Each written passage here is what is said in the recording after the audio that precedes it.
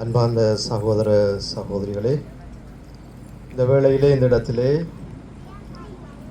எம்முடைய கிராமமாகிய மண்டதீவு கிராமத்திலே கோயில் கொண்டு எழுந்தருளி இருக்கின்ற எம்முடைய பாதுகாவலரான புனித பேதுருவானுடைய விழாவை நாங்கள் இந்த இடத்திலே நினைவு கூர்ந்து கொண்டாட இருக்கின்றோம். அந்த திருவிழாவினுடைய முதலாவது ஆன்மீக நிகழ்வாக திரு அவையின் முதல் தலைவராக இருக்கக்கூடிய எம் புனிதர் பேதுருவானுடைய கொடியை நாங்கள் நம்முடைய விசுவாசத்தோடு இணைத்து நாங்கள் இந்த கொடியேற்ற நிகழ்வை நாங்கள் நடாத்த இருக்கின்றோம். ஆகவே ஆண்டவருடைய பிரசன்னம் எங்களோடு இருக்கும்படியும் எம்முடைய விசுவாசம் இறை நம்பிக்கை புனித பேதுருவானுடைய விசுவாசத்தை போல ஒரு உயரிய நிலையை அடையவும் இந்த வேளையிலே மன்றாடி இந்த திருச்சடங்களை நாங்கள் பக்தியோடு பங்கெடுத்துக் கொள்வோம். தந்தை மகன் தூய ஆவியாரின் பெயராலே. அன்பான ஆண்டவரை, இந்த வேளையிலே புலம்பெயர்ந்து வாழக்கூடிய மக்களாகிய நாங்கள் நம்முடைய கிராமத்தின் கோயில் கொண்டு எழுந்தருளி இருக்கக்கூடிய இந்த புனிதருடைய திருவிழாவை கொண்டாடுவதற்கு நாங்கள் ஆயத்தப்படுத்தி இருக்கக்கூடிய இந்த கொடியை ஆசீர்வதித்தரலும் தூய ஆவியானவருடைய ஆளுகை இந்த இடத்தில் எங்களோடு தங்கி எங்களையும் இந்த நிகழ்வையும் புனிதப்படுத்த வேண்டும் என்று வேண்டி ஆவியானவருடைய பாடலிலே பங்கெடுத்துக் கொள்வோம்.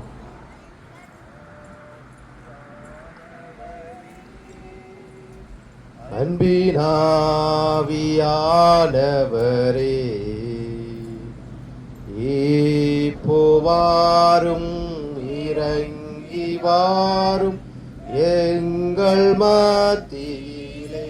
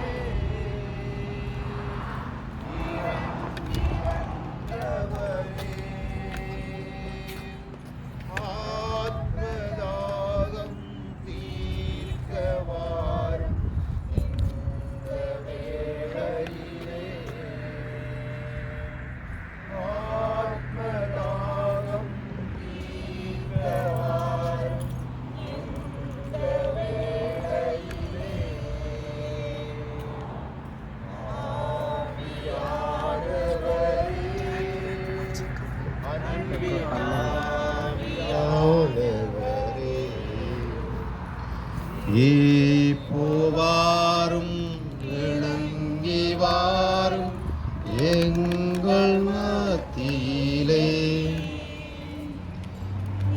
இப்போவாரும் இறங்கி வாரும் எங்கள் மத்தியிலே. அன்பான இறைவா, உம்முடைய பிரசன்னத்திற்காக நாங்கள் நன்றி சொல்கின்றோம். தூய ஆவியானவருடைய ஆளுகைக்காக உமக்கு நன்றி சொல்கின்றோம். இந்த வேளையிலே எம்முடைய மக்களுடைய பாதுகாவலராக இருக்கக்கூடிய புனித பேதுருவானுடைய பரிந்துரையை கேட்டு அவருடைய நாமம் சிறக்க அவர் எங்களுக்கு காட்டிய வழிவகைகளை நாங்களும் பின்பற்றி உம்மை நோக்கி நாங்கள் வரக்கூடிய இந்த ஆன்மீக நிகழ்விலே நாங்கள் நன்றாக பங்கெடுத்து எம்முடைய விசுவாசத்தை வளர்த்து கொள்ளக்கூடிய எல்லா ஆசீர்வாதங்களையும் தந்திரலும். வெற்றியெல்லாம் எங்கள் ஆண்டவராகிய கிறிஸ்து வழியாக உம்மை மன்றாடுகின்றோம். ஆமென்.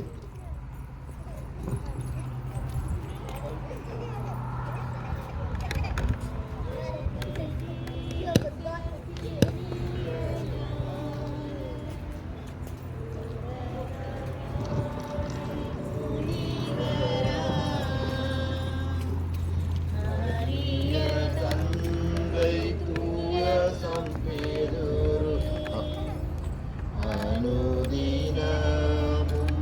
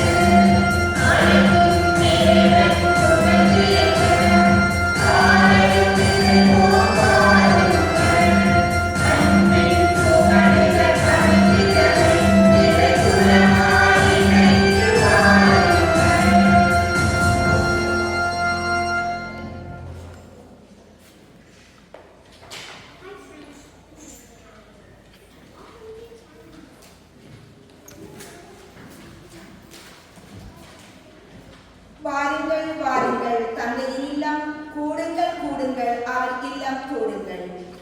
கயல் நீங்கள் கவிபாடும் அழகிய கடற்கரையோரமாய் அசைந்தாடும் அருவின் அருகில் அருகிலே கோயில் கொண்டெழுந்தருள் இருந்து கண்ணின் இமை கண்ணை பாதுகாப்பது போல் பாதுகாத்து வரும் மண்டலீவு மண்ணின் பாதுகாவலே கலிலேயா மண்ணின் மீனவ குலத்திலே ஊற்றெடுத்து புதுமைகள் புரிகின்ற நாயகனே புனிதம் பெருகிடவே உமது பொற்பாதம் படுகின்றோம்.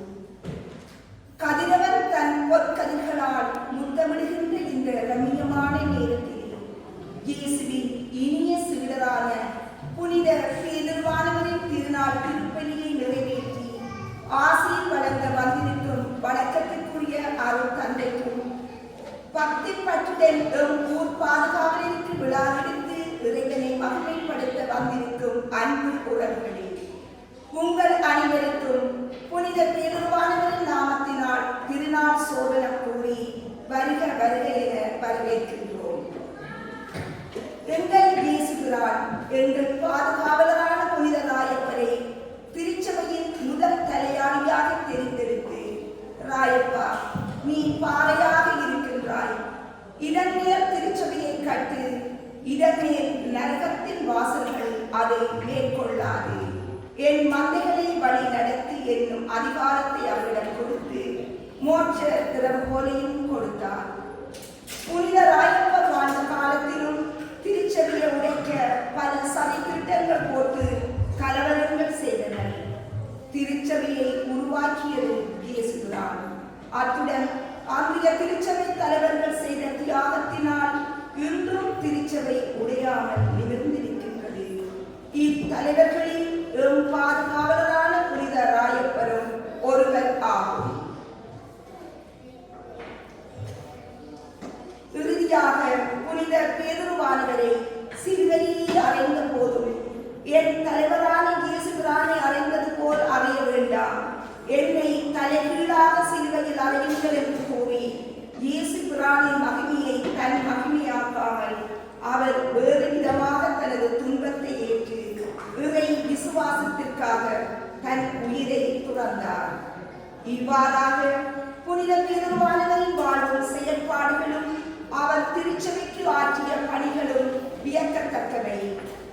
ஆகவே நாங்களும் எங்கள் வாழ்விலே புனித பாதுகாவலரின் நற்செயல்களை பின்பற்றி அவர் என்றும் எங்களுடன் இருக்கின்றார், எங்களை வழிநடத்துகின்றார், தொடர்ந்தும் திருச்சபையை பாதுகாப்பார், பாதுகாவலராக இருந்து எங்கள் ஊரையும் எங்களையும் பாதுகாத்து வழிநடத்துவார் என்ற நம்பிக்கையுடன் பாதுகாவலரின் திருநாள் தெய்வீக திருப்பலியில் குருவுடன் இணைவோம்.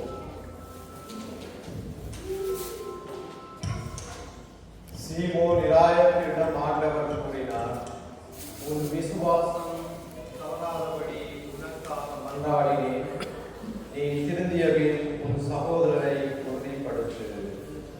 தந்தை மகன் தூய ஆவியாரின் பேராலே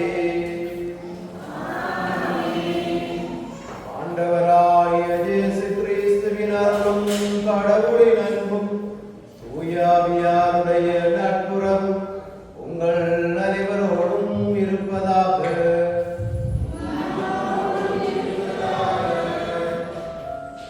இயேசுவில் அன்பார்ந்த உறவுகளே, இந்த வேளையிலே இயேசுவின் இனிய நாமத்திலே உங்கள் அனைவரையும் எம்முடைய பாதுகாவலராக இருக்கக்கூடிய புனித பேதுருவானவரின் திருவிழா திருப்பலிக்கு மகிழ்ச்சியோடும் அன்போடும் அழைத்து நிற்கின்றேன்.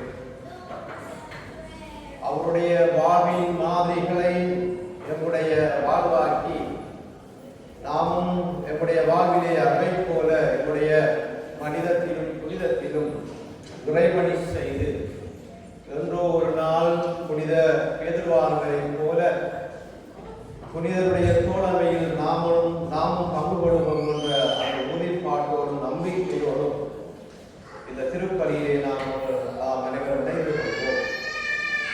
அத்தோடு இன்றைய நாளிலே எம்முடைய கிராமமாகிய மண்டதீவில் இருக்கக்கூடிய எம்முடைய ஒவ்வொரு உறவுகளையும் எம்முடைய கிராமத்திலே விசுவாசத்தை நம்பிக்கையை வளர்த்து எம்மை விட்டு பிரிந்து போன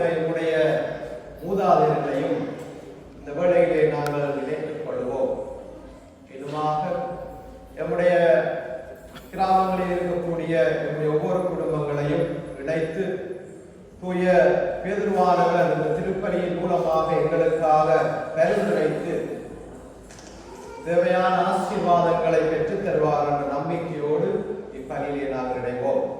ஆகவே இப்பணியிலே நாங்கள் தகுதியான முறையிலே பங்கெடுக்க நாளாந்தம் நம்முடைய வாழ்விலே நாங்கள் செய்து கொண்ட குற்றங்களை குறைகளை நினைத்து மனமுடைந்து ஆண்டவருடைய இரக்கத்தையும் மன்னிப்பையும் இறங்குவோம்.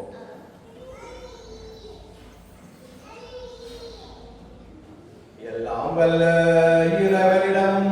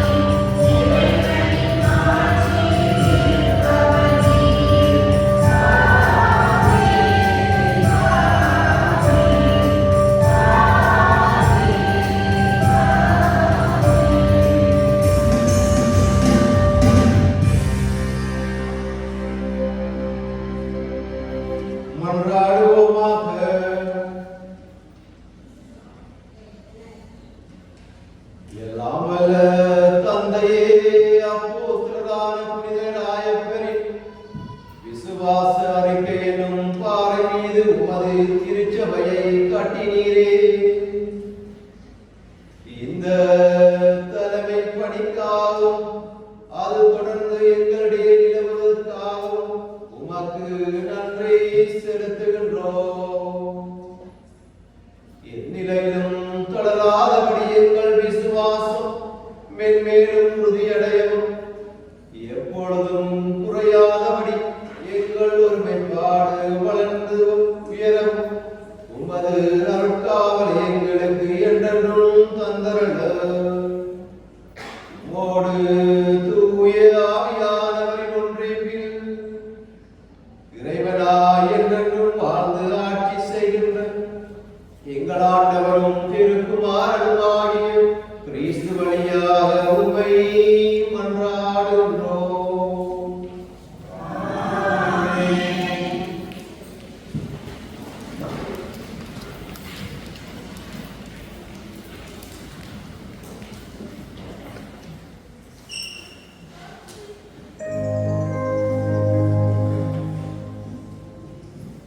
முதலாம் வாசகம். திருக்குறள் பணிந்து வாசகம். அக்காலத்தில் ஏரோது அரசன் கிறிஸ்துவைச் சார்ந்த மக்கள் சிலரை பிடித்து கொடுமைப்படுத்தினான். யோவானின் சகோதரனான யாக்கோபை வாளால் கொன்றான். அது யூதருக்கு மகிழ்ச்சி அளிப்பதைக் கண்டு அவன் தொடர்ந்து பேதுருவையும் கைது செய்தான். அது புலிப்பெற்ற அப்பவிழா நாட்களில் நடந்தது. அவரை பிடித்து சிறையில் அடைத்து காவல் செய்யுமாறு 4 படைவீரர் கொண்ட 4 குழுக்களிடம் அவன் ஒப்புவித்தான். பாஸ்கா விழாவுக்கு பின் மக்கள் முன்பாக அவரது வழக்கை விசாரிக்கலாம் என விரும்பினான்.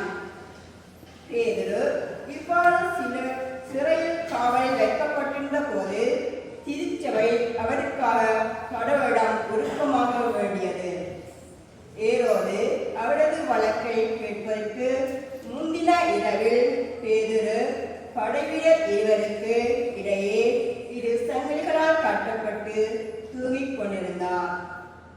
காவலர்கள் வாயிலுக்கு முன் சிறையை காவல் செய்து கொண்டிருந்தார்கள். அப்போது ஆண்டவரின் தூதர் அங்கு வந்து நின்றார். அறை ஒளிமயமாகியது. அவர் பேதுருவை தட்டி எழுப்பி உடனே எழுந்திடம் என்று கூற சங்கிலிகள் அவர் கைகளிலிருந்து கீழே விழுந்தன. வானதூதர் அவரிடம் இடைக்கட்டையை கட்டி மிதியல்களை போட்டுக்கொள்ளும் என்றார். அவரும் அவ்வாறே செய்தார். தூதர் அவரிடம் மகள் மேலுடையை அணிந்து கொண்டு என்னை பின்தொடரும் என்றார். பேதுரு வானதூதரை பின்தொடர்ந்து சென்றார். தூதர் மூலமாக நடந்தவை எல்லாம் உண்மை என்று அவர் உணரவில்லை. ஏதோ காட்சி கண்டதாக அவர் நினைத்துக் கொண்டார். அவர்கள் முதலாம் காவல் நிலையையும் 2ஆம் காவல் நிலையையும் கடந்து நகருக்கு செல்லும் இரும்பு வாயில் அருகே வந்தபோது அது அவர்களுக்கு தானாகவே திறந்தது. அவர்கள் வெளியே வந்து ஒரு சந்து வழியாக சென்றார்கள். உடனே வானதூதர் அவரை விட்டு அகன்றார். பேதுரு தன் உணர்வு பெற்ற போது ஆண்டவர் தம் வானதூதரை அனுப்பி ஏரோதின் கையிலிருந்து என்னை விடுவித்து யூத மக்கள் எதிர்பார்க்க எதுவும் நிகழாதவாறு என்னை காத்தார் என்று நான் உண்மையாகவே அறிந்து கொண்டேன் என்றார். இது ஆண்டவரின் அருள்வாக்கு.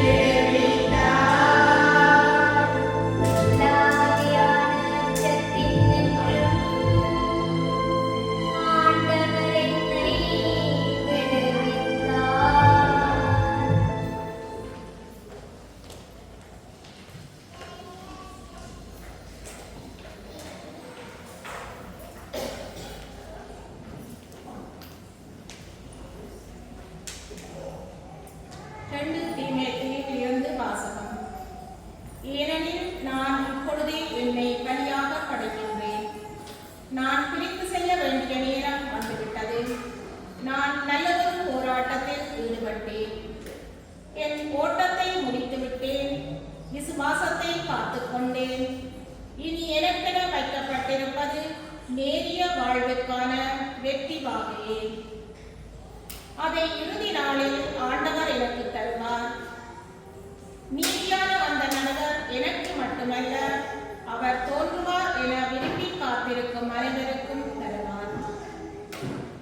நான் அறிவித்த செய்தி நிறைவித்து அனைத்து நாட்டவரும் அதனை கேட்க வேண்டும் என்று ஆண்டவர் என் பக்கம் நின்று எனக்கு வலுவூட்டினார். சிங்கத்தின் வாயிலிருந்தும் என்னை விடுவித்தார். தீங்கு அனைத்திலிருந்தும் அவர் என்னை விடுவித்து தம் விண்ணரசில் சேர்த்து எனக்கு மீட்பு அளிப்பார். அவருக்கே என்றென்றும் மாற்றி உரித்தாகுக.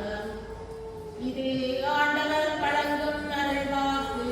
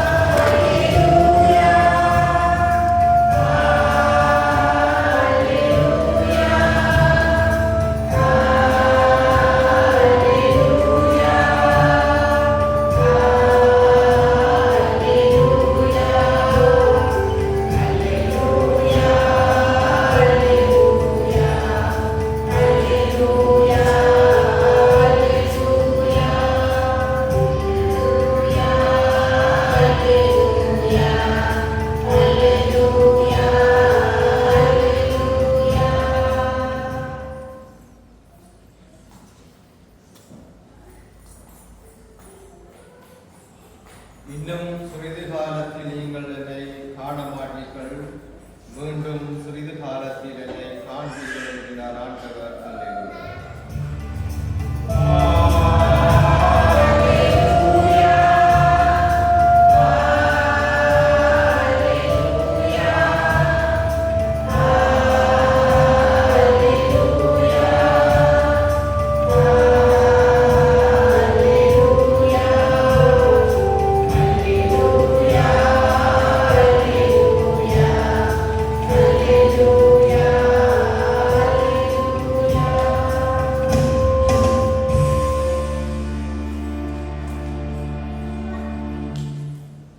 ஆண்டவர் உங்களோடு இருப்பாராக.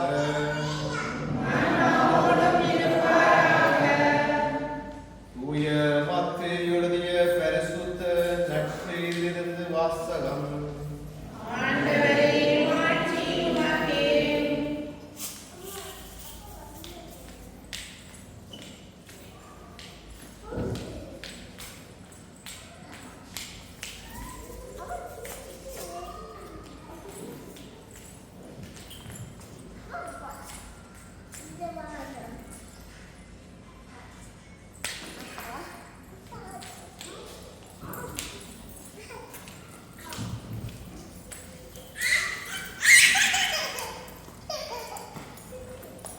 அதிகாரம் 16 இறை வார்த்தைகள் 13 தொடக்கம் 20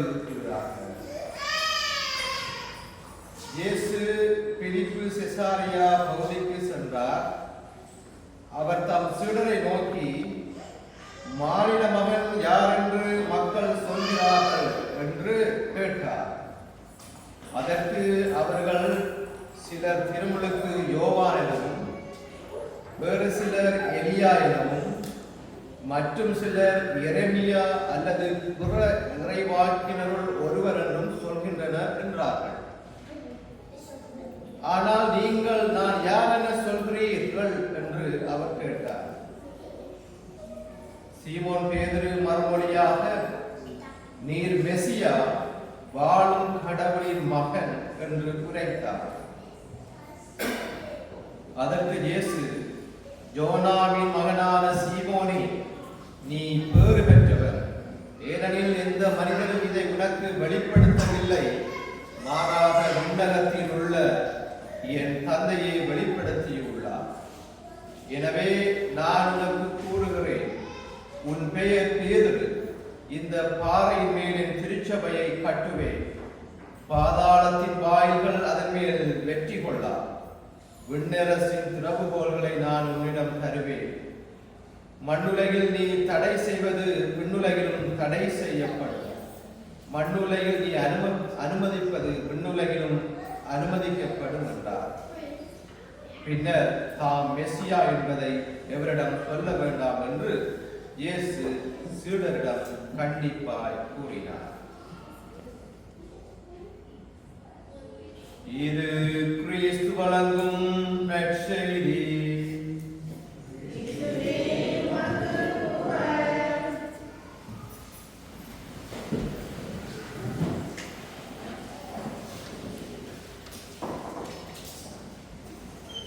இயேசுவில் அன்புமிக்க சகோதர சகோதரிகளே,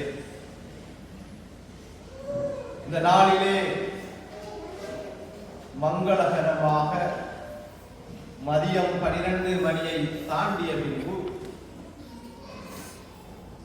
நம்முடைய சொந்த கிராமமாகிய மண்டதீவு கிராமத்திலே கோயில் கொண்டு எழுந்தருளி இருக்கின்ற புனித பேதுருவாளருடைய திருவிழாவை நினைவு கூர்ந்து சிறப்பிக்கும் முகமாக நாங்கள் அனைவரும் ஆண்டவர் இயேசுடைய கல்வாரி பலியிலே இணைந்து செபித்துக் கொண்டிருக்கிறோம். இந்த திருவிழாவை நீங்கள் கொண்டாடுகின்ற போது நிச்சயமாக உங்களுடைய உள்ளத்திலே மகிழ்ச்சி சந்தோஷம் பொங்கி வழிகின்றது. ஆகவே உங்கள் அனைவருக்கும் புனித பேதுருவானுடைய பரிந்துரையை கேட்டு என்னுடைய வாழ்த்துக்களை தெரிவித்திருக்கிறேன்.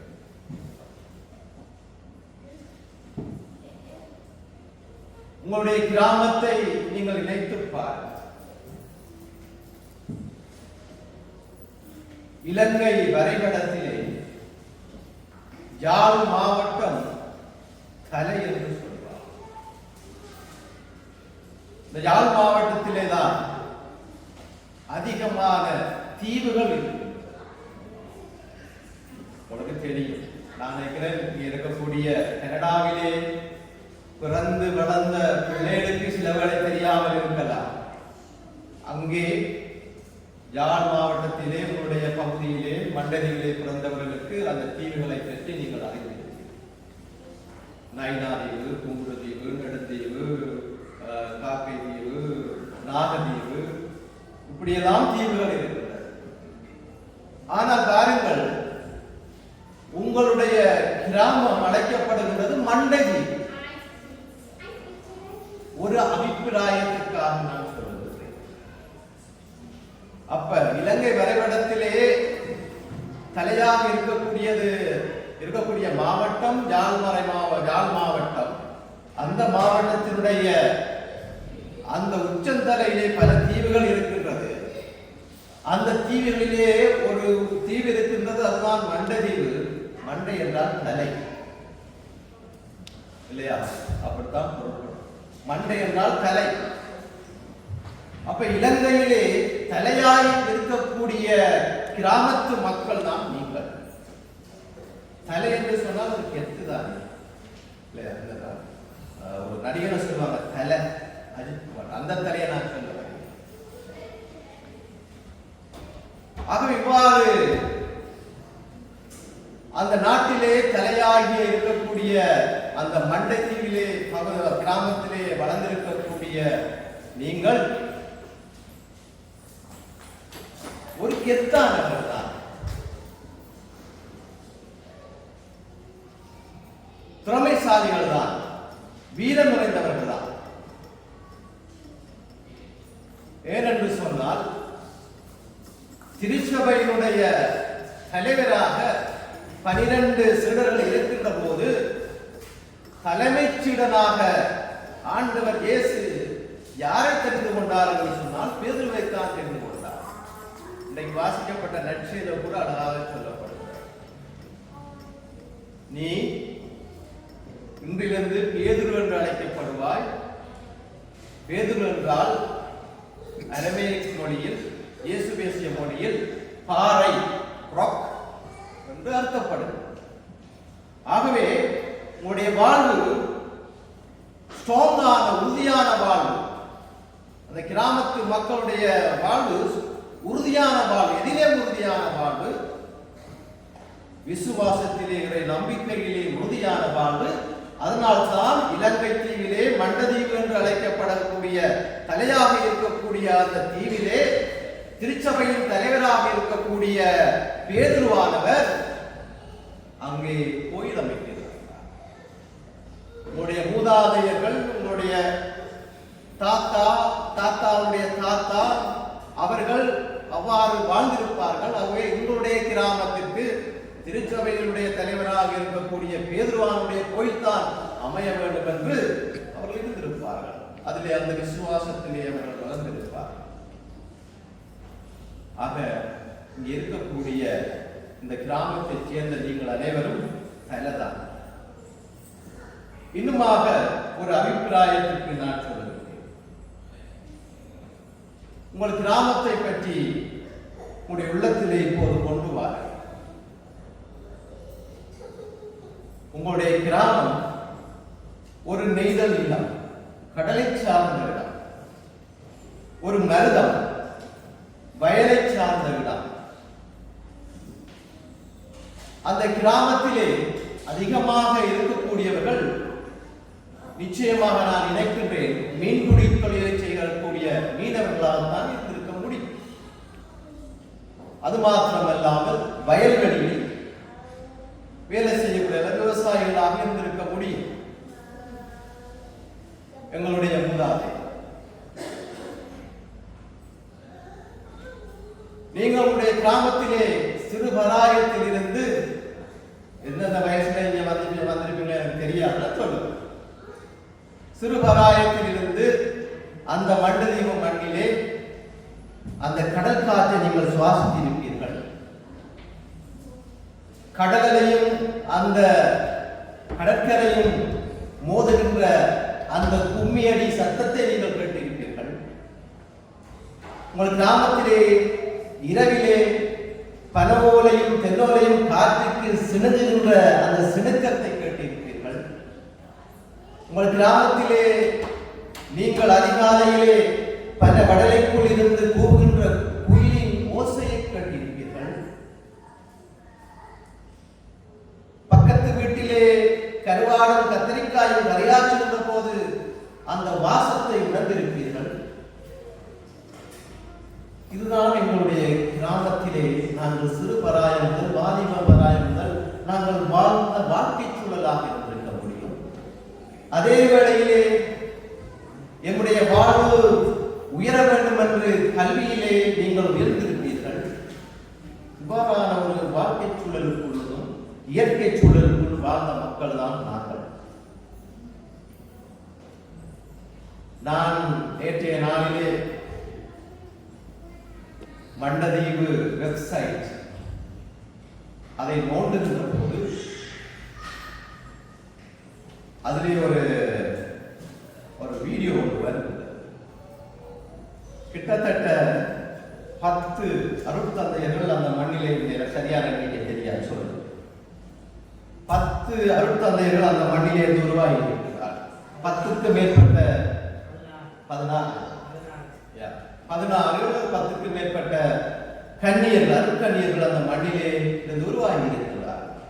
எல்லாம் உங்களுடைய உறவுகளாக தான் இருக்கிறது. அப்ப பாருங்கள், உங்களுடைய மண் இறை நம்பிக்கையிலே இவ்வளவு ஆழப்படுத்தப்பட்டிருக்கிறது. எனக்கு ஆதரவு மாசிரியார் காலத்தில் அவர் உங்களுடைய கிராமத்தை சேர்ந்தவர். நான் ஏன் இதையெல்லாம் சொல்லுகிறேன் என்று சொன்னால், எவ்வாறு ஒரு மண்டதீவு கிராம சூழல் இருக்கின்றதோ, எவ்வாறு ஒரு மண்டதீவு கிராமத்தில் வீசக்கூடிய காட்சி இருக்கின்றதோ, அங்கு இருக்கக்கூடிய பௌதிக வெப்பம் இருக்கின்றதோ, அதே போலதான் புனித பேதுருவானுடைய வாழ்க்கை சூழல். அதனால்தான் அவரும் ஒரு மீனவர். நிச்சயமாக அவர் கடல் காற்றை சுவாசித்திருப்பார். மீன் வாசனை அவர் அவர் பிடித்திருக்கும். அங்கே இருக்கக்கூடிய மரங்களுக்கு கீழே அவர் இளைப்பாக இருக்கிறார். ஆகவே எங்களுடைய கிராம வாழ்வுக்கும் உங்களுடைய புனிதராக இருக்கக்கூடிய புனித பேருடைய கிராம வாழ்வுக்கும் நிச்சயமாக 1000 ஒற்றுமைகள் இருக்கிறது. அதனால்தான் புனிதர் உங்களுடைய கிராமத்திலே கோயில் ஒன்று எழுந்தருளி இருக்கிறார். இன்னுமாக இயேசுவுக்கு பிரியமான சகோதர சகோதரிகள், தமிழிலே சொல்லுவார்கள், கோயில் இல்லாத ஊரிலே குடியிருக்க கூடாது என்று சொல்லுவார். உங்களுடைய கிராமத்திலே வேற சமய சகோதரர்கள் வாழ்கின்றார்களோ வாழலாம் நினைக்கிறேன். ஆனால் உங்களுடைய கிராமத்திலே நீங்கள் புனித பேதுருவானவருக்கு ஒரு ஆலயம் அமைத்து, அது எவ்வாறு சூழ்நிலையில் போராட்ட காலங்களில் இழப்புகளை சந்தித்து பல்வேறுபட்ட பிரச்சனைகளை சந்தித்து ஏழ்மை நிலையில் வாழ்க்கை சிக்கடிக்குள்ளே நீங்கள் அவருக்கு ஒரு பெரிய ஆலயம் அமைத்து அவருடைய பரிந்துரையின் மூலமாக உங்களுடைய நம்பிக்கையை இறை நம்பிக்கை வளர்ப்பது மாத்திரம் அல்லாமல் இறை ஆசீர்வாதங்களையும் பெற்று வருகிறீர்கள் என்பதுதான் யதார்த்தமாக இருக்கின்றது என்பதை இந்த வேளைகளில் நாங்கள் உணர்ந்து கொள்ள வேண்டும். அன்பார்ந்த சகோதர சகோதரிகளே, இந்த வேளையிலே நான் உங்களோடு புனித பேதுருவானவருடைய வாழ்வியல் இருந்து சிந்திக்க அழைத்து நிற்கின்றேன். இப்பதான் சிந்திக்கிறதுக்கு வராரா என்று யோசிக்கலாம். இதுக்கு முதல் கதைச்சதெல்லாம் 10 நிமிஷம் போயிட்டு இன்னும் ஒரு 20 நிமிஷம் போடுங்க. பேதுருவானவர் பெற்ற இயேசு அனுபவத்தை விவிலியத்தில் இருந்து உங்களோடு பகிர்ந்து கொள்ளலாம் என்று நினைக்கின்றேன். முதலாவதாக மத்தேயு நற்செய்தி 18வது அதிகாரம் வார்த்தை 22 வாசிக்கின்ற போது நாங்கள் அறியலாம், பேதுருவும் அவருடைய சகோதரன் அந்திரேயாவும் அந்த ஏரியினுடைய கரையிலே வலைகளை பழுதுபார்த்துக் கொண்டிருக்கின்றார்கள். ஆண்டவர் இயேசு அந்த வழியாக வருகின்றார். அப்போது அவர்களை பார்க்கின்றார். என்பினே வாருங்கள் என்று அவர்களை கூப்பிடுகின்றார். கூப்பிட்ட மாத்திரத்திலே பேதுருவும் அவருடைய சகோதரன் அந்திரேயாவும் தாங்கள் பழுது பார்த்துக் கொண்டிருந்த வலைகளை தூக்கி வீசிவிட்டு படகை விட்டுவிட்டு தன்னுடைய மனைவி பிள்ளைகளை சிந்திக்காமல், தன்னுடைய உறவுகளை சிந்திக்காமல், தன்னுடைய நிலவரங்களை சிந்திக்காமல் ஆண்டவர் இயேசுடைய அழைப்பை ஏற்று பின் செலுத்தினார். இந்த சம்பவம் புனித பேதுருவானுடைய வாழ்க்கையின் மூலமாக எமக்கு தரக்கூடிய செய்தி என்ன? நாம் திருமுழுக்கு எனும் திருவருட் சாதனத்தின் மூலமாக அழைக்கப்பட்டிருக்கிறோம். திருமுழுக்கு எனும் திருவருட் சாதனத்தின் மூலமாக அழைக்கப்பட்டிருக்கக்கூடிய நாங்கள் பேதுருவை போல எந்தவித நிபந்தனையும் இல்லாமல் ஆண்டவர் இயேசுவை நாங்கள் பின்பற்றக்கூடிய சீடர்களாக இருக்க வேண்டும் என்ற சிந்தனையை இந்த இறை வார்த்தை பகுதி எங்களுக்கு விளக்கி இருக்கின்றது. அடுத்ததாக நாங்கள் பார்க்கின்றோம், இன்று வாசிக்கப்பட்ட நற்செய்தியிலே 16வது அதிகாரத்திலே நாங்கள் வாசிக்க கேட்டோம். ஆண்டவர் இயேசு சீடர்களை பார்த்து கேட்கின்றார், இந்த மக்கள் என்னை யார் என்று சொல்கின்றார்கள்? அப்போது சொல்கின்றார்கள், சிலர் திருமுழுக்கு யோவானிடம், சிலர் மோசேயிடமும், சிலர் வர இருக்கக்கூடிய இறைவாக்கினர்கள் ஒருவரிடமும், எரேமியாவிடம் பல்வேறுபட்ட கருத்துக்களை சொல்கின்றார்கள் என்று சீடர்கள் சொல்கின்றார்கள். அப்போது ஆண்டவர் இயேசு சீடர்களை பார்த்து கேட்கின்றார், நீங்கள் என்னை யார் என்று சொல்கிறீர்கள்? அப்போது 12 சீடர்களுக்குள்ளே முதன்மையாக இருக்கக்கூடிய பேதுருவானவர் ஆயப்பிரம்பி, ஆண்டவரே நீதாமே மெசியா, உயிருள்ள இறைமகன் என்று சொல்லுகின்றார். இந்த வார்த்தையை, இந்த பேதுருடைய வார்த்தையை ஆண்டவர் இயேசு கேட்கின்ற போது அவருடைய உள்ளம் குளிர்ந்து விடுகின்றார். ஆண்டவர் இயேசு ராயப்பருக்கு சொல்லுகின்றார், யோனாவின் மகனாகிய சீமோனே, இனி நீ சீமோன் என்று அழைக்கப்பட போவதில்லை, உங்க பேரை மாத்தல, இனி நீ பேதுரு என்று அழைக்கப்பட இல்லையா? சில என்று சொன்னா ஆண்டவர் இயேசு வச்சிருந்தது ஒரு ஆன்மீக புரட்சி அல்லது அன்பு புரட்சி.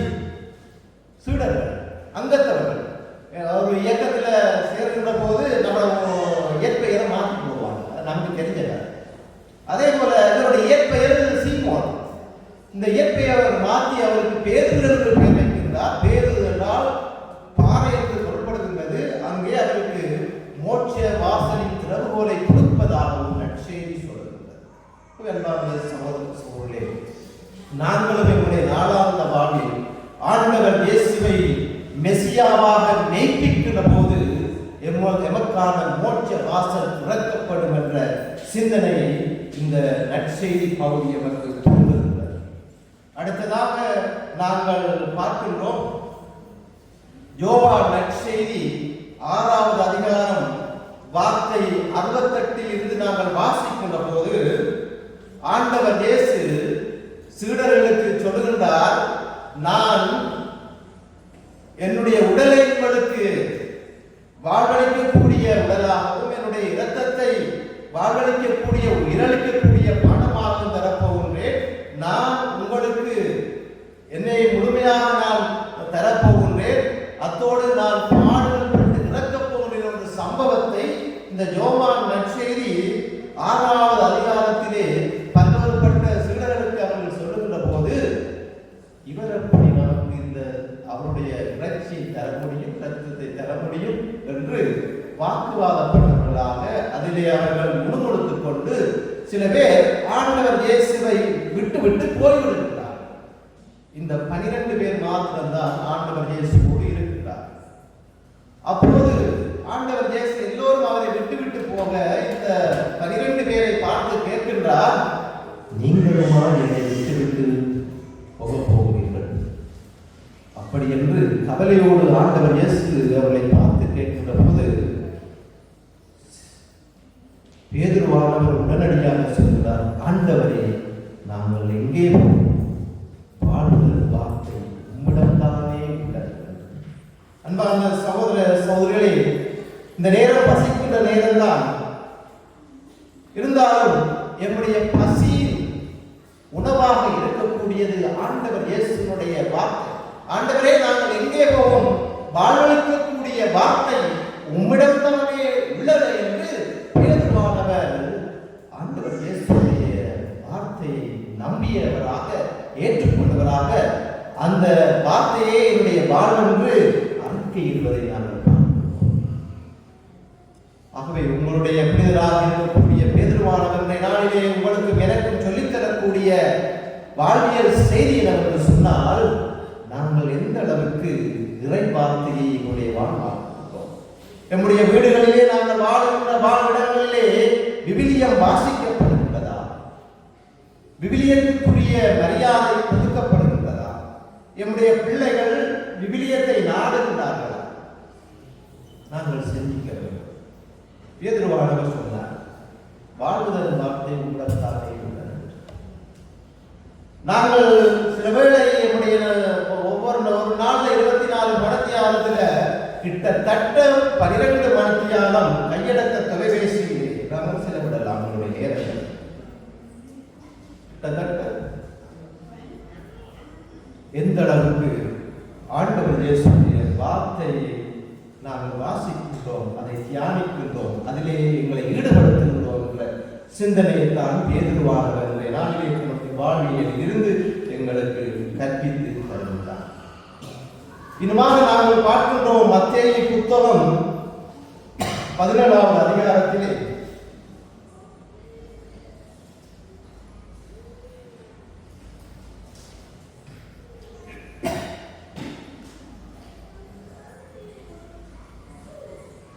யோவான் புத்தகம் 21வது அதிகாரம் 15வது வார்த்தையிலே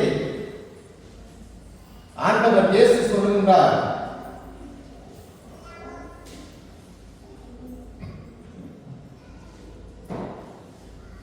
சீடர்களை பார்த்து சொல்லுகின்றார், அவர் உயிர்த்த பின்பு சீடருக்கு தோன்றி தாய்மொழி பார்த்து கேட்கின்றார், ராயப்பர் என்னை அன்பு செய்கிறாயா? ராயப்பர் சொல்கிறார், ஆம் ஆண்டவரே, நான் உன்னை அன்பு செய்கிறேன். முதலாவது வரம் கேட்டார். இரண்டாவதாக மீண்டும் கேட்கின்றார், ராயப்பா, நீ என்னை அன்பு செய்கின்றாயா? ராயப்பர் சொல்கிறார், ஆம் ஆண்டவரே, நான் உன்னை அன்பு செய்கிறேன். அப்படி என்றால் என்னுடைய ஆடுகளை மேய் என்று பேதுருவானவருக்கு ஆண்டவர் இயேசு சொல்கிறார். மூன்றாவது தரமும் அதே கேள்வியை கேட்கிறார் ராயப்பா. ராயப்பா, நீ என்னை அன்பு செய்கிறாயா? அப்போது ராயப்பர் ஆண்டவர் இயேசுவை பார்த்து சொல்கிறார், உமக்கு தெரியாதா நான் உன்னை அன்பு செய்கிறேன்? உம்மை தவிர நான் வேற யாரை அன்பு செய்ய போகின்றேன்? அவ்வாறு சொல்லுகிற போது ஆண்டவர் இயேசு சொல்லுகின்றார், என் ஆடுகளை மேய். இந்த ராயப்பருக்கும் ஆண்டவர் இயேசுவுக்கும் நடந்த இந்த உரையாடல் நம்முடைய வாழ்வுக்கு எதை வெளிப்படுத்துகிறது என்று சொன்னால், அன்பான சகோதர சகோதரிகளே, ஒரு ஆயன் என்பவன் தன்னுடைய மந்தை மீது அன்பு கொண்டிருக்க வேண்டும். அன்பாலே அந்த மந்தைகளை ஆள வேண்டும், மனிதர்களை ஆள வேண்டும் என்ற சிந்தனையை கொண்டிருந்தது.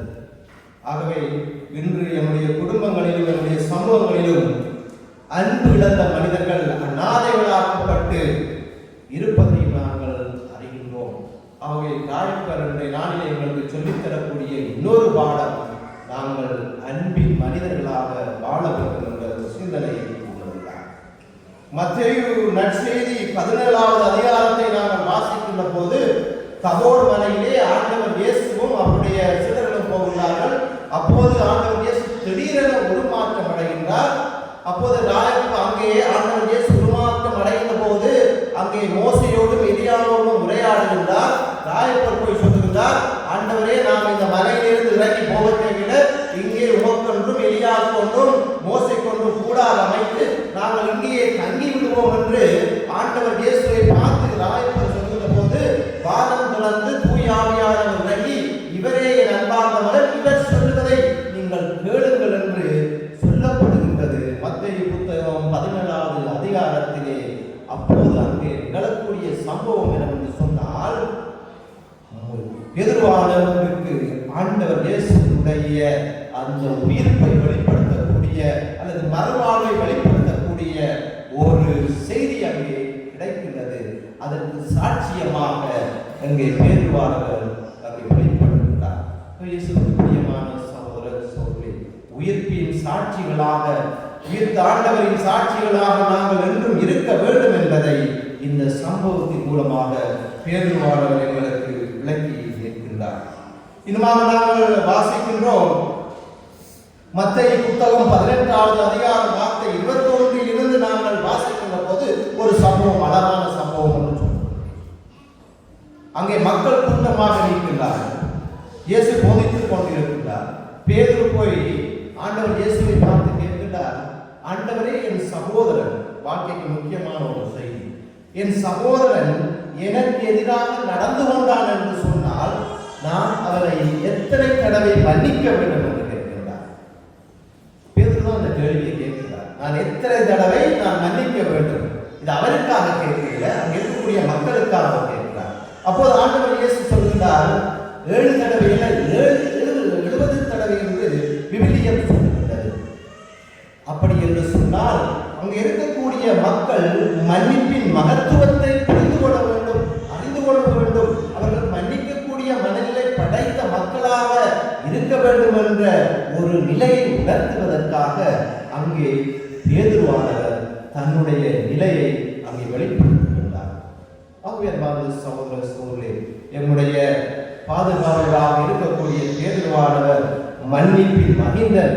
அதே போல நாங்களும் மற்றவர்களுக்கு எதிராக இருக்கிற போது மன்னிக்கக்கூடிய மனச்சாட்சிகளை கொண்ட மக்களாக இருக்க வேண்டும் என்ற ஒரு சிந்தனையை எங்களுக்கு சொல்லித் தருகிறார். இதெல்லாம் பேதுருவானுடைய வாழ்வியலிலே, விவிலியத்திலே நாங்கள் பாசிட்டிவாக, நேர்மறையாக காணக்கூடிய சம்பவங்களாக இருக்கிறது. சில எதிர்மறையான சம்பவங்களையும் விவிலியத்திலே பேதுருவானவரை குறித்து அறியப்படும்.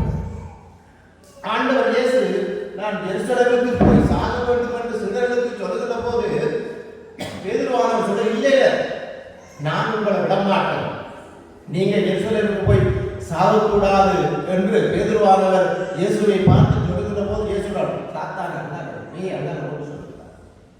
அப்படிதான் இருக்கு. சாத்தானே அண்ணாலே என்று சொல்லுகிறார். அதுல என்னத்தை பேதுருவானவர் மூலமாக ஆண்டவர் இயேசு வெளிப்படுத்துகிறார் என்று சொன்னால், அவர் போய் சாக வேண்டும், செத்தாத்தான் இறப்பு உயிர்ப்பின் மூலமாக தான் நமக்கு மீட்பு உண்டு. அது ஒரு இலட்சியம், அது ஒரு இலக்கு. ஆகவே இலக்கை அடைய வேண்டும் என்று சொன்னால் இறப்பையும் சந்தித்தே தான் ஆக வேண்டும் என்ற ஒரு பாடத்தை பேதுருவானவர் மூலமாக ஆண்டவர் இயேசு எங்களுக்கு கற்றுத் தருகிறார். கடலிலே ஆண்டவர் இயேசு நடந்து வருகிற போது பேதுருவானவர் படகிலே இருக்கின்றார். நானும் நடக்க வேண்டும் என்று கேட்கின்றார். நடந்து வாழ என்று சொல்லுகிறார். நடக்கிற போது இடையிலே தாழ்ந்து போகிறார். நம்பிக்கை கொஞ்சம் குறைந்து போகிறார். எதிர்மறை.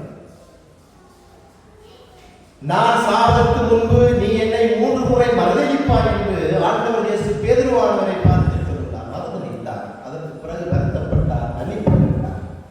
இதெல்லாம் நான் ஏன் இந்த விவிலிய சம்பவங்களை எல்லாம் சொல்லுறேன் என்று சொன்னார். அன்பார்ந்த சகோதர சகோதரிகளே, வருஷத்துக்கு ஒருக்காதமாக பேதுருவானவர் திருவிழா இந்த ஆலயத்தில் ஆலயத்தில் நீங்கள் சேர்ந்து எடுக்கிறீர்கள். ஒரு மனிதனில் காணப்பட்ட பண்பியல்களை பாருங்க. பேதுருவானவருடைய வாழ்வியலில் காணப்பட்ட பண்பியல்களை பாருங்க. அங்கே வீக்னஸும் இருக்கு. அங்கே அவர்களின் எல்லா மனித தன்மைகளும் இருக்குது. ஆனால் அவர் ஆண்டவர் இயேசுவை அவர் பற்றி கொண்டார், உறுதியாக ஏற்றுக்கொண்டார். அதனாலே ஆண்டவர் இயேசு அவருக்கு மோட்ச வாசலின் திறவுகோலை கொடுத்தார் என்று அறிகிறோம். பேதுருவானவருடைய பரிந்துரை எங்கள் அனைவரையும் மோட்ச வாசலுக்கு அழைத்துச் செல்லும் என்ற நம்பிக்கையோடு நாங்கள் கூறியிருக்கின்றோம். இறுதியாக ஒரு குட்டி சம்பவத்தோடு முடித்து விடுகின்றேன். ஒரு தந்தையும் ஒரு மகனும் ஒரு காட்டு வழியாக நடந்து கொண்டிருக்கிறார்கள். அவர் நடக்கின்ற போது அந்த பாதையிலே ஒரு தொங்கு பாலம் வருகின்றது. அந்த தொங்கு பாலத்தினுடைய நிலையானது கொஞ்சம் டேஞ்சராக அபாயகரமாக இருக்கின்றது. அப்போது தந்தை சொல்கின்றார், மகனே, நாங்கள் இந்த பாலத்தை கடக்க போகின்றோம். சில வேளை இந்த பாலம் சரியில்லை, சில வேளை கீழே விழலாம். நீ இந்த கையை கவனமா பிடிச்சிக்க. இந்த பாலத்திலிருந்து விழாமல் இருக்கணும்னு சொன்னா இந்த கையை கவனமா பிடிச்சிக்க, இறுக்கமா பிடிச்சிக்க. அவ்வாறு தந்தை சொல்கின்ற போது மகன் சொல்லுகின்றான், இல்லை அப்பா, நான் உன்னுடைய கையை பிடிக்க மாட்டேன். நீங்கள் என்னுடைய கையை பிடித்துக் கொள்ளுங்கள். நீங்கள் என்னுடைய கையை பிடித்துங்கள். நீங்கள் விட வேண்டிய நிலை வந்தாலும், நான் விட வேண்டிய நிலை வந்தாலும் என்னுடைய கையை நீங்கள் விட்டுவிட மாட்டீர்கள். ஆகவே என்னுடைய கையை நீங்கள் பிடியுங்கள் அப்பா என்று இந்த மகன் சொல்வார். அன்பார்ந்த சகோதர சகோதரரே, நாங்கள் புனித பேதுருவானவரிடம் கேட்போம், பேதுருவானவரே, மோட்ச வாசலின் திறவுகோலை வைத்திருக்கக்கூடியவரே, என்னுடைய கையை நீங்கள் இறுக்கி பிடித்துக் கொள்ளுங்கள். என்னுடைய கைகளை நீங்கள் இறுக்கி பிடித்துக் கொள்ளுங்கள். என்னுடைய குடும்ப வாழ்க்கையை நீங்கள் இறுக்கி பிடித்துக் கொள்ளுங்கள். நீங்கள் கைவிட மாட்டீர்கள். ஒரு நாள் எங்களுக்கு மோட்ச வாசல் நாங்கள் சேருவதை நீங்கள் எங்களை கைவிடாமல் கை இறுக்கமாக பிடித்து அழைத்து செல்வீர்கள் என்ற நம்பிக்கையோடு அவர் தொடர்ந்து எங்களுக்காக பரிந்துரைப்பார் என்ற நம்பிக்கையோடு நாங்கள் கொண்டாடிக் கொள்வோம். ஆமென்.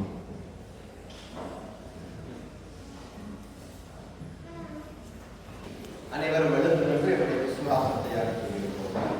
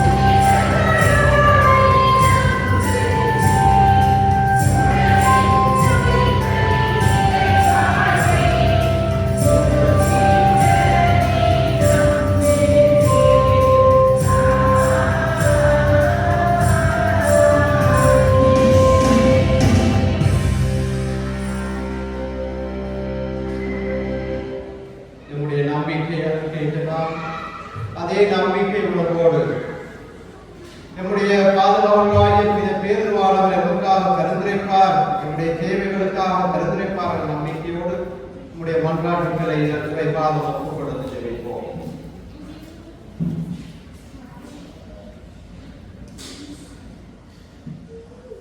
பகுதியாக எல்லாம் வல்ல இறைவா, எங்கள் மன்றாட்டை கேட்டருளும்.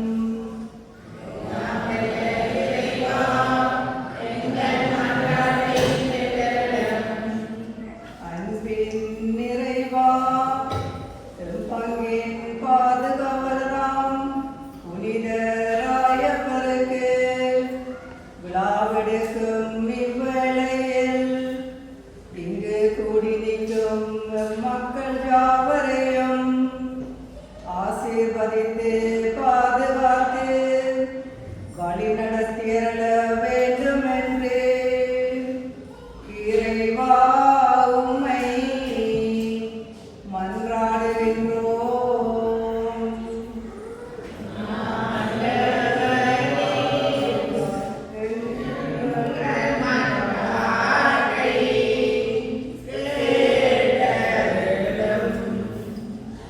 அமைதியின் அரசராகிய இயேசுவே, எம் தாய் நாட்டில் தாய் தந்தையரை இழந்து அல்லலும் எம் சிறுவர்களை உமது பாதத்தில் ஒப்படைக்கின்றோம்.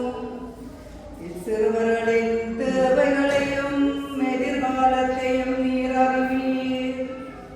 இக்குழந்தைகளை தாய்க்கு தாயாக இருந்து பாதுகாத்து வழி நடத்தியருள வேண்டும் என்று இறைவா உம்மை மன்றாடுகின்றோம்.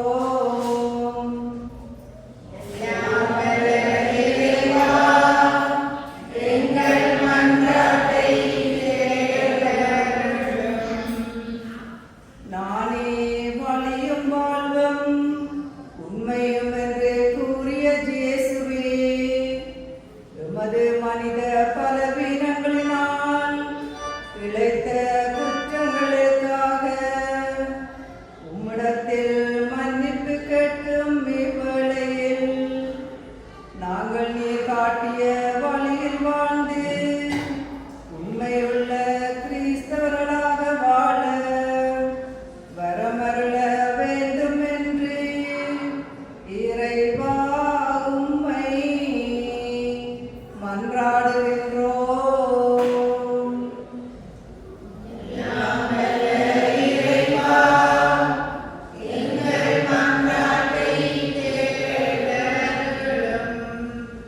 அன்பின் நிறைவா, இத்திருப்பலியை நிறைவேற்றும் அருட்தந்தை மற்றும் மாயர் குருக்கள் கன்னியர்களை ஆசீர்வதித்து அவர்களது பணி மென்மேலும் சிறக்க வரமருள வேண்டும் என்று இறைவா உம்மை மன்றாடுகின்றோம்.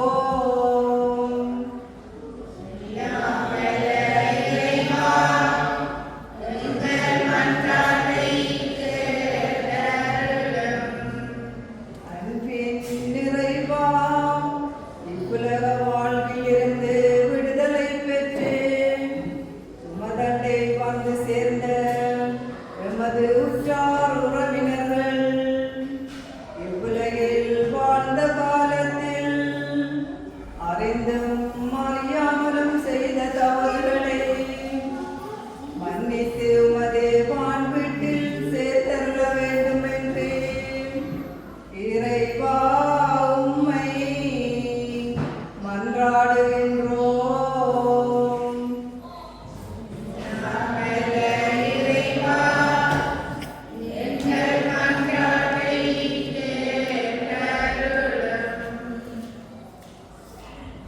நம்முடைய தனிப்பட்ட கருத்துகளுக்காக நாம் மன்றாடுவோம்.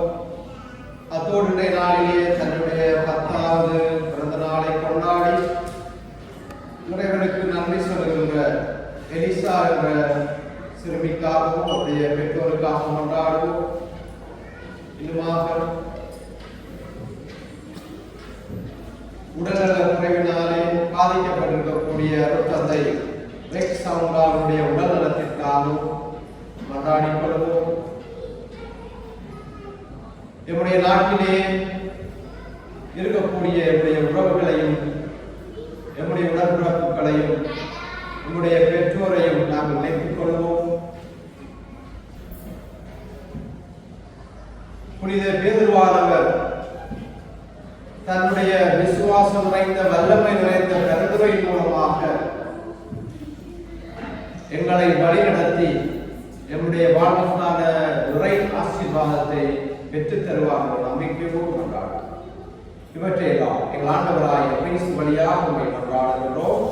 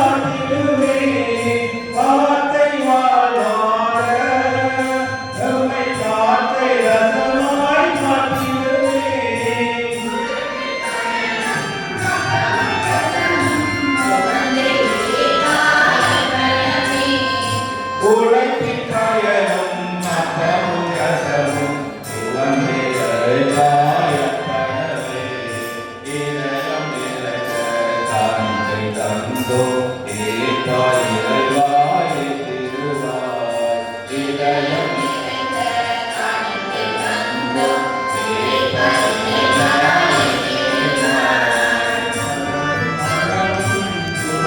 நிறையும்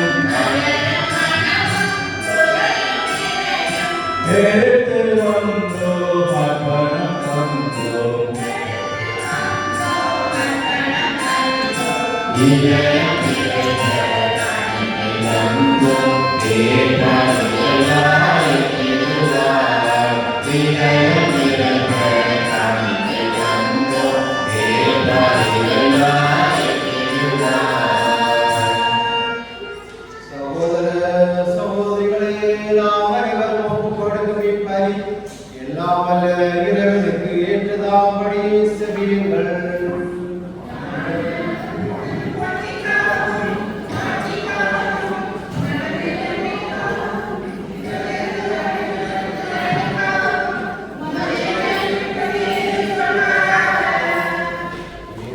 மிகுந்த இறைவா, உமது திரு அவையின் வேண்டுதல்களையும் காணிக்கைகளையும் கனிவுடன் ஏற்றருளும்.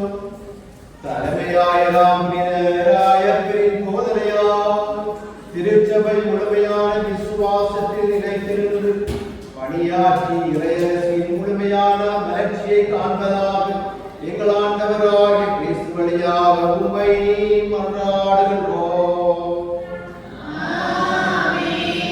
ஆண்டவர் உங்களோடு இருப்பாராக.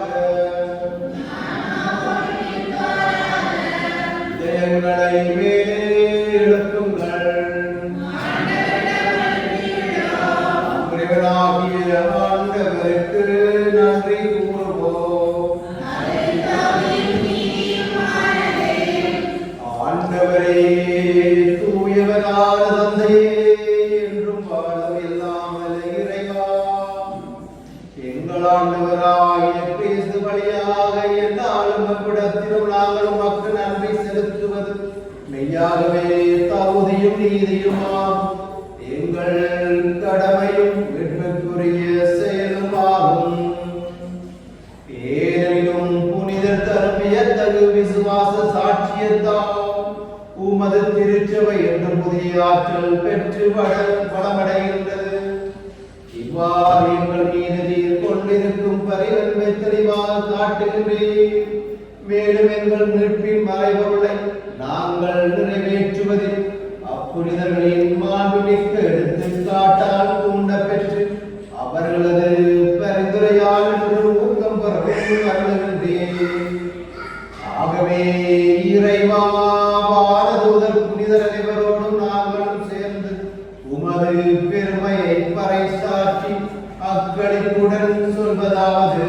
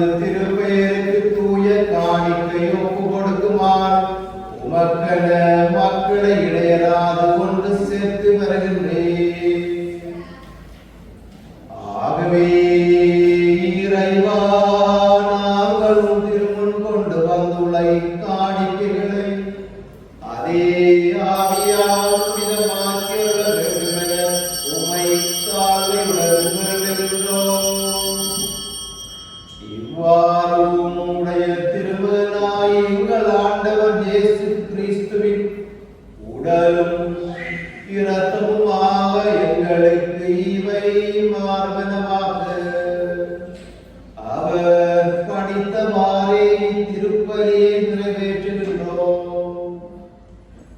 ஏனெனில் அவர் கையளிக்கப்பட்ட இரவில் அப்பத்தை எடுத்து உமக்கு நன்றி செலுத்தி வார்த்துரைத்து அதை விட்டு தம் சீடர்களுக்கு அளித்து கூறியதாவது: அனைவரும் இதிலிருந்து பெற்று உண்ணுங்கள், ஏனெனில் இது உங்களுக்காக கையளிக்கப்படும் என் உடல்.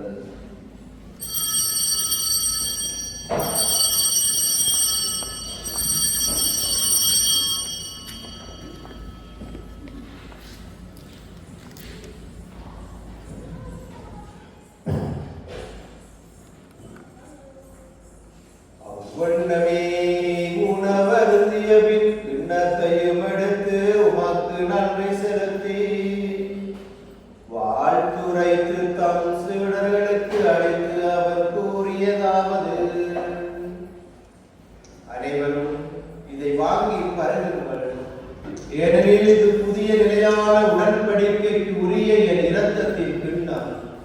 இது பாவ மன்னிப்புக்கென்று உங்களுக்காகவும் பலருக்காகவும் சிந்தப்படும். இதை நினைவாக செய்யுங்கள்.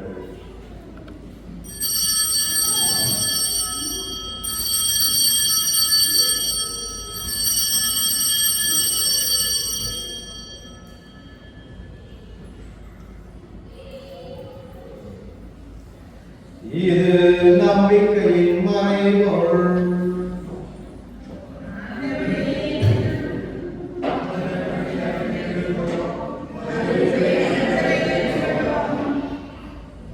ஆகவே இறைவா, உம்முடைய திருமகனின் மீட்பளிக்கும் பாடுகளை வியப்புக்குரிய உயிர்ப்பையும் முன்னேற்றத்தையும் நாங்கள் நினைவு கூறுகின்றோம். அவர் மீண்டும் வருவார் என எதிர்பார்த்து இருக்கும் நாங்கள் இவ்விதமான உயிருள்ள வழியை நன்றி செலுத்தி உமக்கு ஒப்புக் கொடுக்கின்றோம். உமது திரு அவையின் காணிக்கையை கண்ணோக்கி அருளை நன்றாடுகின்றோம்.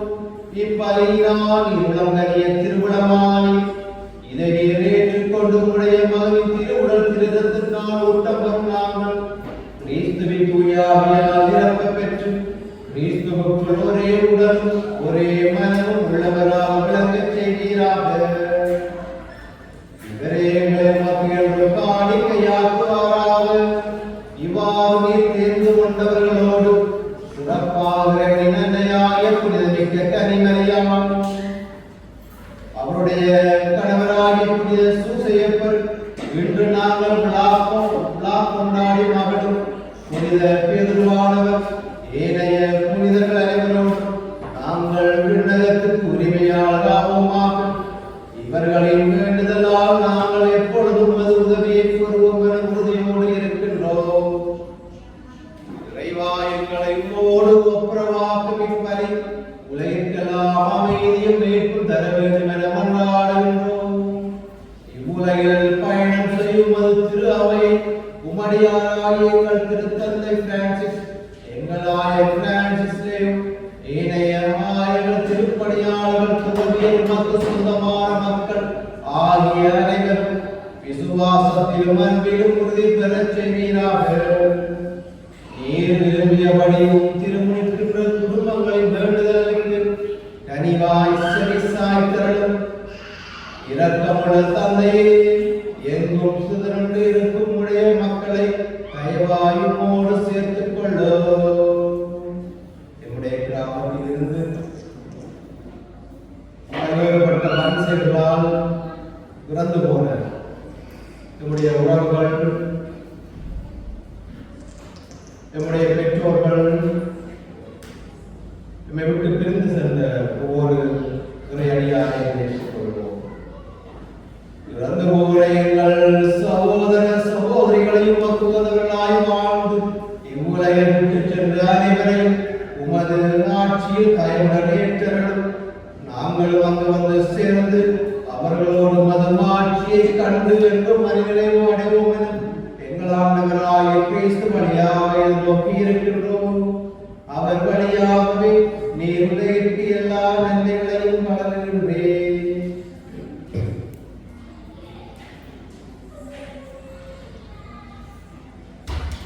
இவர் வழியாக இவரோடு இவரில்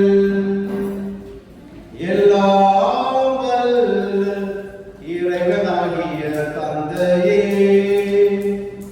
தூய ஆவியின் ஒன்றிப்பில் எல்லா புகழும் மாட்சியும் என்றென்றும் உமக்கு உரியதே.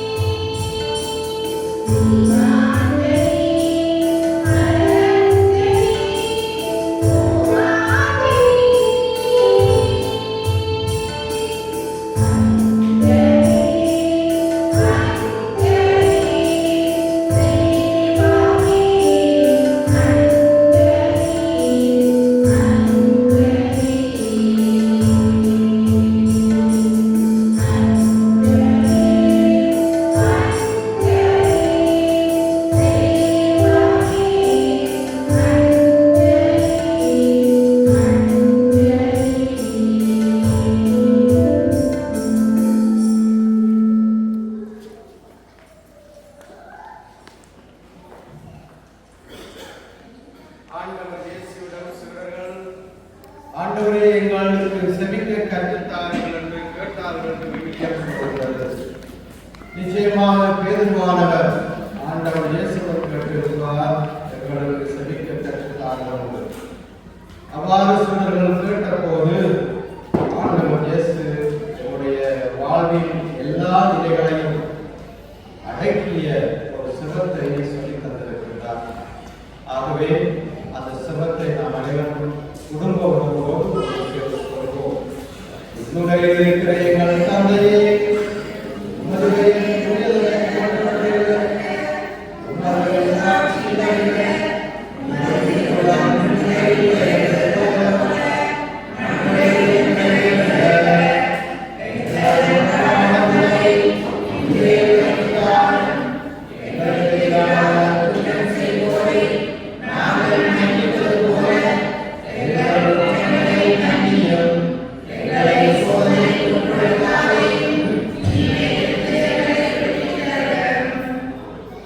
ஆண்டவரே, தீமை அனைத்திலிருந்தும் எங்களை விடுவித்து எங்கள் வாழ்நாளில் அமைதியை தனிவுடன் அருளமை மன்றாடுகின்றோம்.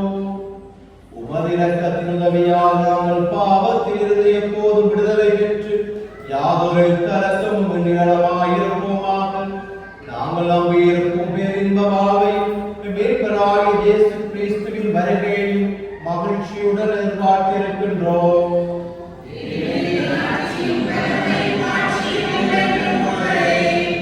ஆண்டவரே இயேசு கிறிஸ்துவே, அமைதியை உங்களுக்கு விட்டு செல்கின்றேன். என் அமைதியை உங்களுக்கு அளிக்கின்றேன் என்றும் திருத்தூதர்களுக்கு மொழிந்தீரேன். எங்கள் பாவங்களை பாராமல் உமது திரு அவையின் நம்பிக்கையை கண்ணோக்கி உமது திருவிழத்திற்கு ஏற்ப அதற்கு அமைதி ஒற்றுமையும் அளித்தல்வீராக என்றென்றும் வாழ்ந்து ஆட்சி செய்கின்றவர் நீரே. ஆண்டவருடைய அன்பும் அமைதியும் உங்கள் அனைவரோடும் இருப்பதாக. ஒருவருக்கொருவர் அமைதியை பயிற்றுக் கொள்வோம். உங்கள் அனைவருக்கும் அமைதி.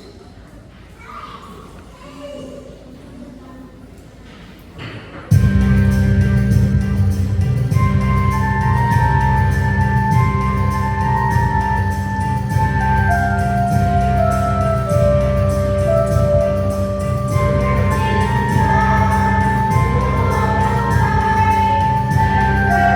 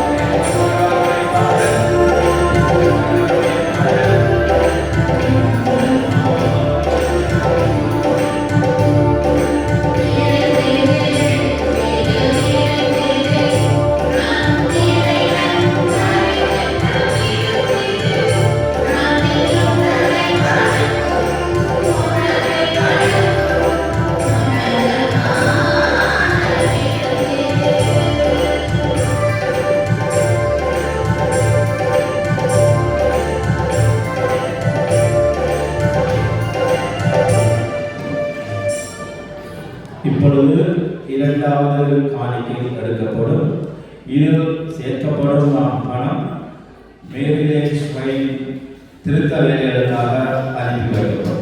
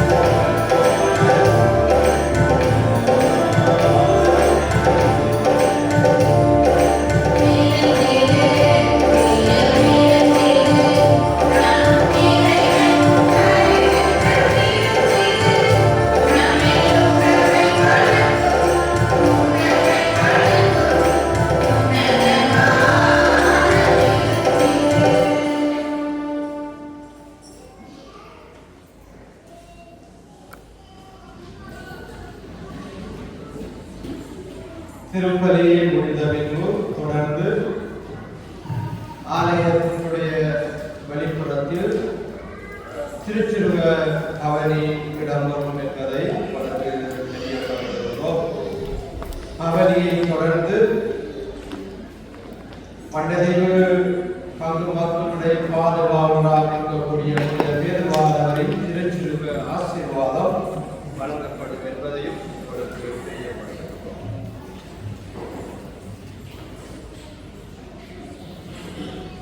நன்றி கூறி செல்வோம்.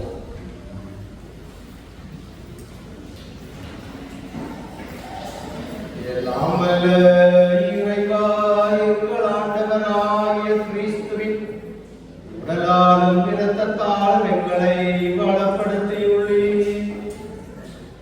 அதற்காக உமக்கு நன்றி செலுத்துகின்றோம்.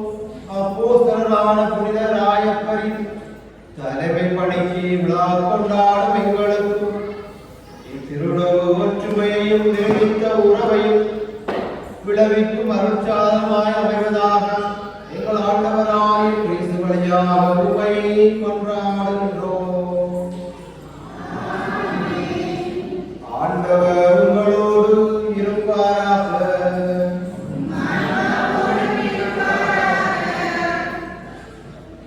புனிதரின் சிறப்பு ஆசிரியருக்காக தலைவணங்குவோம். புனித ராயப்பரின் விசுவாச அறிக்கையால் திருச்சபையை விசுவாசத்தால் நிலைநிறுத்திய இறைவன் அதே விசுவாசத்தில் உங்களையும் உறுதிப்படுத்துவாராக.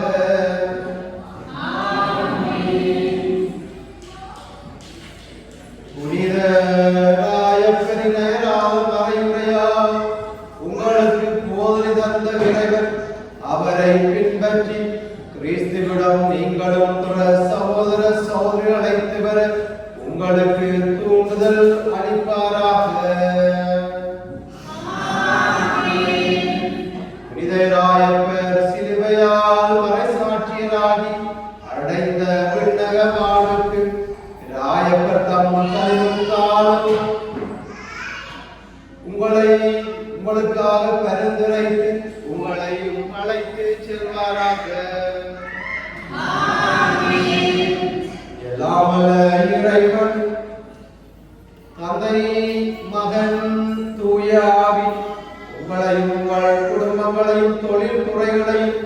உங்கள் உறவுகளையும் நிறைவாக ஆசீர்வதித்து காப்பாராக. இறையன்பில் சென்று வாருங்கள், திருப்பலி நிறைவேறிற்று.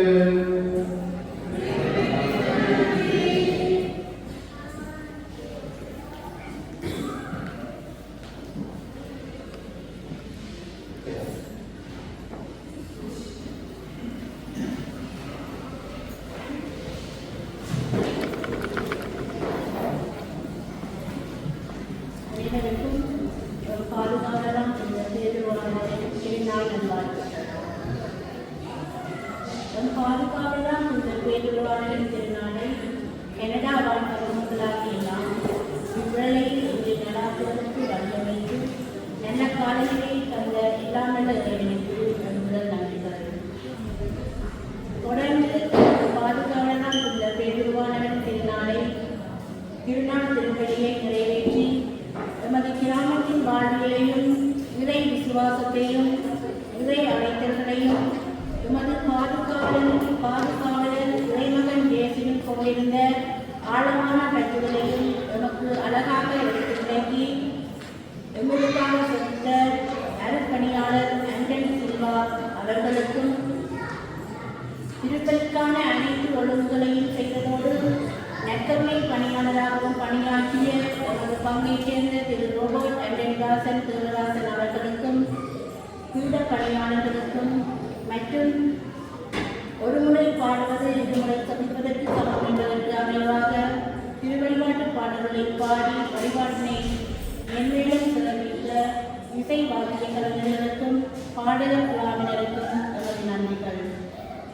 மற்றும் திருநாள் திருப்பலியை நிறைவேற்றுவதற்காக இந்த ஆலயத்தை தந்தைய பங்கு தந்தை அருட்பணியாளர் ஜோன் அருள்தாஸ் அவர்களுக்கும் குறிப்பாக பங்கு தந்தை இங்கே இல்லாத போதிலும் இலங்கையில் இருந்து கொண்டு நேற்று தினம் தொலைபேசியில் தொடர்பு கொண்டு எமது தேவைகளை கேட்டு அறிந்து கொண்டு மேம்படுத்தினார். அவருக்கு பதிலாக இங்கே கடமையாற்றி கொண்டிருக்கும் ஃபாதர் போல் அவர்களுக்கும் இந்த ஆலய நிர்வாகத்தினருக்கும் நமது மிகுந்த நன்றிகள். இன்னுமாக நேற்றைய நாளிலே இங்கே ஆலயத்துக்கு வரையிலிருந்து கொடி ஏற்றுவதற்கான ஆயுதங்களையும் மற்றும் பலிப்பீட திருச்சுமுக பீட அலங்கரிப்புகளையும் செய்து தவிர அனைத்து பங்கு மக்களுக்கும் குறிப்பாக பங்கு மக்களுடன் இணைந்து உதவி செய்த திரு உமேஷ் அவர்களுக்கும் நமது நன்றிகள். மேலும் பல இடங்களிலும் இருந்து இங்கு வருகை வந்து மண்டலின் பங்கு மக்களோடு இணைந்து நம் பாதுகாவலரின் திருநாளை சிறப்பித்த அனைத்து கனடா வாழ் தமிழ் மக்களுக்கும் நம் மன நிறைந்த நன்றிகள். இறுதியாக இந்த திருநாளை சிறப்பான முறையில் கொண்டாட ஒவ்வொரு வேலைகளிலும் தாமாகவே முன்வந்து பகிர்ந்து செய்து அனைத்து வழிகளிலும் நம்மோடு தோளோடு தோல் உழைத்த அனைத்து கனடா வாழ் தமிழ் மக்களுக்கும் மண்டலில் உள்ள பேருவான கனடா ஒன்றியம் சார்பாக மனமார்ந்த நன்றிகள். இன்னும் யாருக்காவது இந்த வேளையில் நன்றி கூட தவறு இருப்பின் அவர்களும் நமது நன்றிகளை தெரிவித்துக் கொள்கின்றோம். நமது பாதுகாவலரின் திருச்சுமுக பவனியையும் ஆசீர்வாதத்தினையும் தொடர்ந்து மத்திய உணவு வழங்கப்படும். அதனைத் தொடர்ந்து விளையாட்டு நிகழ்வுகள் நடைபெறும். அவைக்கிலும் வசதியான அனைவரையும் கலந்து சிறப்பிக்குமாறு அன்புடன் கேட்டுக்கொள்கின்றோம். மீண்டும் ஒருமுறை அனைவருக்கும் அல்லது இந்த பேருவான கனடா ஒன்றியம் சார்பாக திருநாள் நல்வாழ்த்துக்களை கூறி புனிதரின் பெருங்களையும் ஆசிரும் உங்கள் அனைவருடன் இருந்து ஆசித்து விடைபெறுகின்றேன்.